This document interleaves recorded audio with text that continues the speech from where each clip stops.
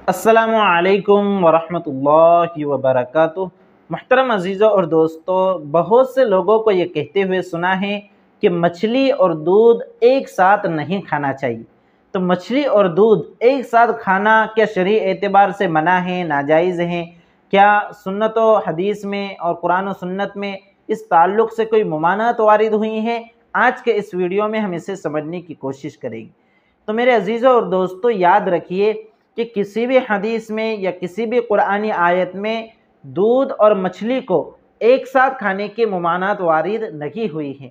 यानी कोई भी हदीस आपको दूध और मछली एक साथ खाने से मना नहीं करते।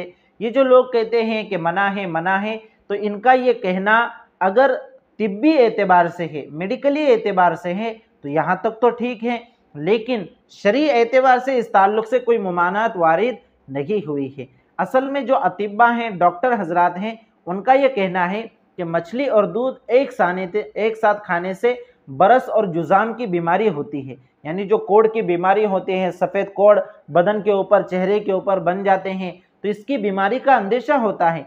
इसलिए अतिब्बा और डॉक्टर दूध और मछली को एक साथ खाने से मना करते हैं। बाकी शरीयत इस ताल्लुक़ से न हमें मना करती हैं और न हमें खाने पर मजबूर करती हैं।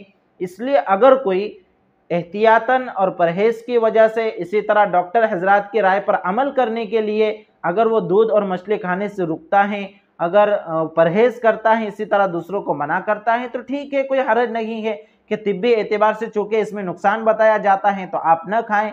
लेकिन अगर कोई इसलिए मना कर रहा है कि शरई एतबार से मना है, या ये कह रहा है कि हदीस में मुमानत आई है, तो उसका ये कहना गलत है, उसका ये कहना सही नहीं है। इसलिए कि किसी भी हदीस में मछली और दूध एक साथ खाने की मुमानत वारिद नहीं हुई है। इसलिए मेरे अजीज़ों और दोस्तों, आप अपने डॉक्टर्स की राय पर अमल कर सकते हैं। अगर आपके जो डॉक्टर हैं वो आपको मना करें तो आप न खाएं, इसलिए कि इसमें बहुत सारे डॉक्टर और अतिब्बा का ये कहना है कि मछली और दूध एक साथ खाने से ये बरस और जुज़ाम की बीमारी होती है, कोढ़ की बीमारी होती है। इसलिए एहतियात करें। बाकी शरई एतबार से इसको नाजायज़ और हराम न समझे। शरीयत ने जिस हुक्म को जिस दर्जे में रखा है उसे उसी दर्जे में रखना चाहिए। शरीयत ने मुबाह करार दिया है, यानी शरीयत ने न ये कहा कि आप खाओ एक साथ, या ये भी नहीं कहा कि मत खाओ। तो फिर चूंकि शरीयत की तरफ से आपको इजाज़त है, तो आप दोनों में से किसी एक बात पर अमल कर सकते हैं, आपको जो बात पसंद हो।